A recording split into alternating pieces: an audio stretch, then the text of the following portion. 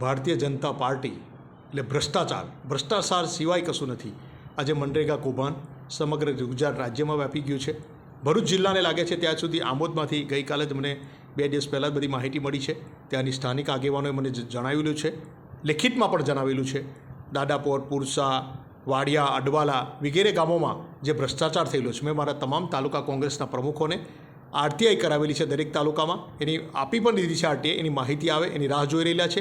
માહિતી આવે એ ઉજાગર કરવા માટે ભ્રષ્ટાચાર જે લોકો પૈસાની ખાયકી કરેલી છે. મનરેગા યોજના ગરીબોની રોજીરોટી માટેની યોજના છે.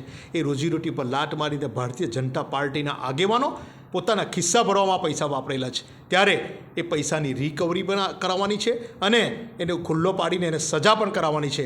જે કોઈ પદાધિકારી યા જે કોઈ અધિકારી એમાં સંડોવાયેલો છે તમામની રિકવરી કરી અને સજા કરાવવા માટે કોંગ્રેસ રોડ પર આવવાનું છે. રોડ પર પણ આવશે અને પ્રજા સાથે રહી પ્રજાના પૈસા લેવા માટે અમે આંદોલનના માર્ગે જઈશું.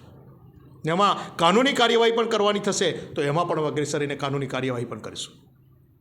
તમે ટૂંક સમયની અંદર જે આવેદન આપવાનો છો તેના વિશે કંઈક અમે કલેક્ટરશ્રીને પણ મળવાના છે અને ત્યાં પણ અમારી રજૂઆત કરવાના છે. અમે ફક્ત મારા તમામ અધ્યક્ષોએ બ્લોક વાઇઝ જે આરટીઆઈ કરેલી છે મનરેગાની માહિતી માગી છે, માહિતી આવી જાય એની અમે રાહ જોઈ રહ્યા છે. માહિતી આવે એની અમને તપાસ કરી અને એની પર અમે આગળ કાર્યવાહી કરીશું.